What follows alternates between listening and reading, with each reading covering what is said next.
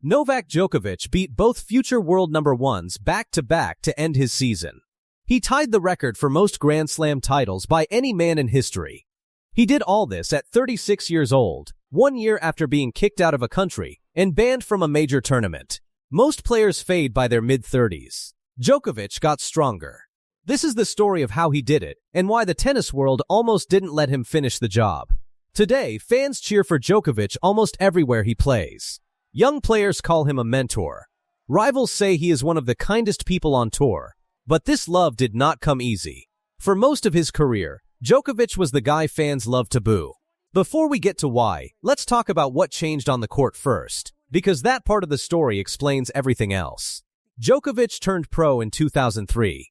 For years, he was talented but inconsistent. He retired from matches often. He struggled with breathing problems. Fans thought he was faking injuries to avoid tough losses. Then in 2010, doctors found the real problem. Djokovic had a gluten intolerance. His body could not process the foods he was eating every day. He cut gluten and dairy from his diet. He added more vegetables, rice, and small clean meals. Within months, his energy on court changed completely. He also started practicing mindfulness for 15 minutes every day. Before this, he played scared in big moments. He admitted that he used to change his style depending on the score, playing safe instead of aggressive when it mattered most. Mindfulness fixed that. He learned to accept his thoughts instead of fighting them. This let him play every point like he already believed he would win it. The results were instant. In 2011, Djokovic won 43 matches in a row. He won 7 titles in a row. He finished the year 70-6. That season turned him from a good player into a legend in the making. Here is the part fans forget. As Djokovic got better, he got less popular, not more. Roger Federer and Rafael Nadal were already tennis royalty. Fans loved their rivalry. It felt complete with just the two of them. Then, Djokovic showed up and started beating both of them, over and over. Fans did not see a new champion. They saw a party crasher. Every flaw Djokovic had got magnified because of this. When he smashed a racket, people called him unstable. When Federer or Nadal did the same thing, fans called it passion. When Djokovic called for a medical timeout, people assumed he was lying, even though doctors later confirmed real injuries almost every time. One example still shocks fans today. At the 2023 Australian Open, Djokovic played the entire tournament with a hamstring tear measuring 3 centimeters. His own coach said most players would have quit the tournament immediately. Djokovic stayed in and won the whole thing. But the hate reached its peak in 2022. Djokovic was deported from Australia over his vaccine status. He missed the US Open completely. He won Wimbledon that year, but the tournament had no ranking points, so even that title came with an asterisk. On top of all this, a new generation was rising fast. Carlos Alcaraz became the youngest male world number 1 in tennis history. Jannik Sinner and Holger Rune were closing in. It looked like the sport was ready to move on from Djokovic completely.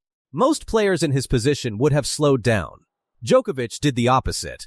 Peace.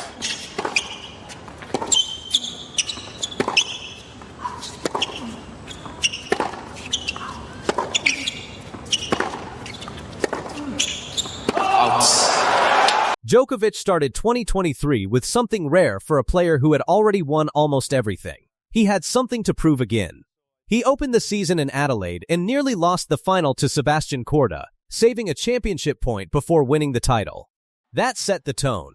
Nothing would come easy this year, but nothing would be given away either. At the Australian Open, the crowd tension was obvious. Fans still remembered the deportation. Djokovic played through it and through the hidden hamstring injury and won his 10th Australian Open title.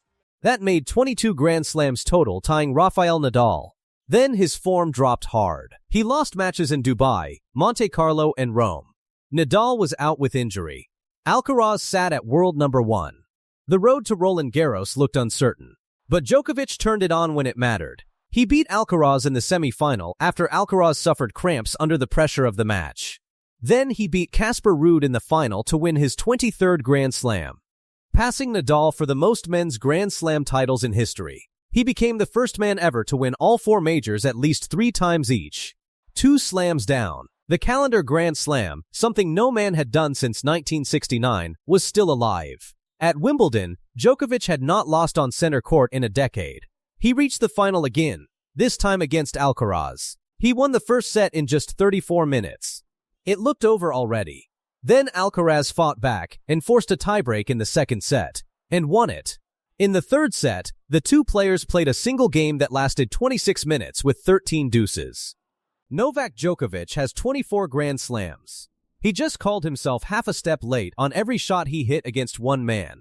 Andre Agassi says there is no breathing room once you're on court with him. Brad Gilbert, the coach who built Andre Agassi into a champion, says he cannot name a single player who beats this guy on his best day. This is not normal praise.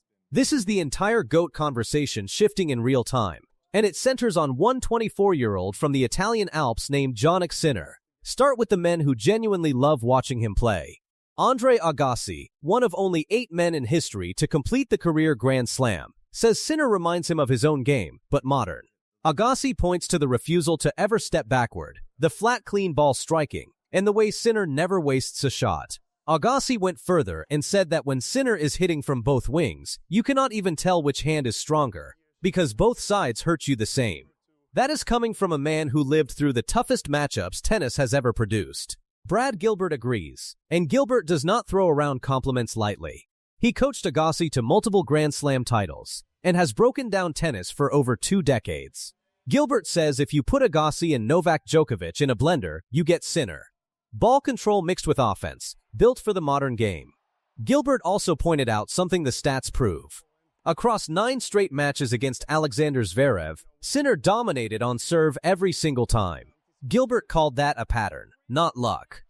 Patrick Mouralolou coached Serena Williams to 10 Grand Slam titles, and when he studied Sinner's game after the 2026 Wimbledon semifinal, his conclusion was blunt. No weakness technically, no weakness tactically. None. Mouralolou explained that most players at the top level have one side you can attack, a weaker wing where the ball comes back shorter or slower.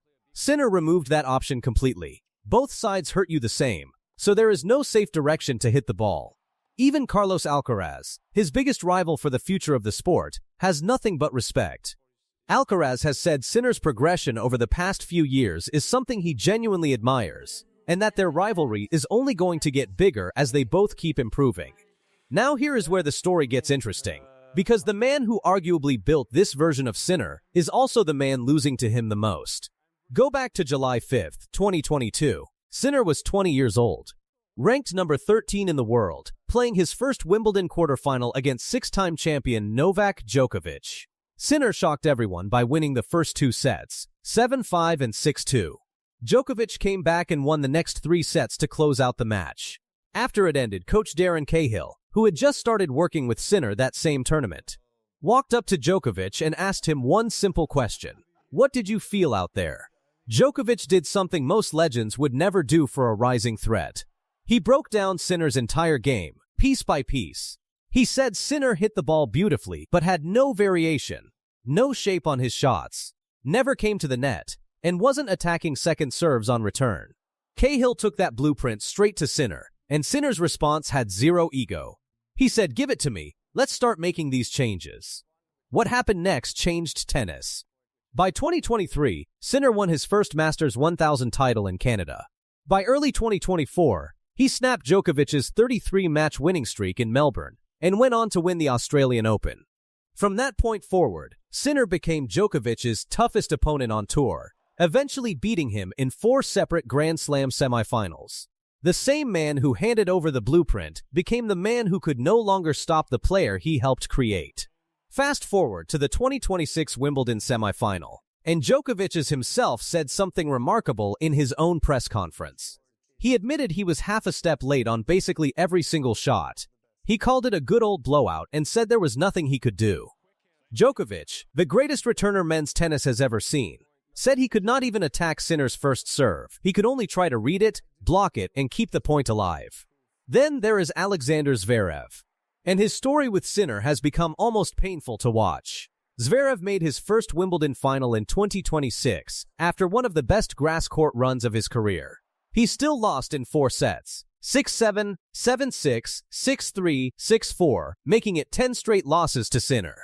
After the match, Zverev joked that he does not really like Sinner anymore because of it. But when he sat down for the real interview, Zverev said flatly that Sinner is the best player in the world, and there is nothing Sinner does not do better than him. Serve, return, forehand, backhand, movement, volleys, all of it. The numbers back up every single one of these legends. In 2026, Sinner finished with 44 wins and only 3 losses, a win rate of 93.6%. His rate of winning a big title, counting Grand Slams, Masters 1000 events, and the ATP Finals, is 1 every 4.2 tournaments, which is actually better than Roger Federer's rate of 4.4. During that Wimbledon run, Sinner landed 74% of his first serves and won 81% of those points, numbers that sound more like a smaller, quicker player than a man his size. His backhand slice rate sits at just 5% for the year, compared to a tour average of 19%. He almost never plays defensive on that side. He just hits through it. He is not perfect, and that is part of what makes this story real.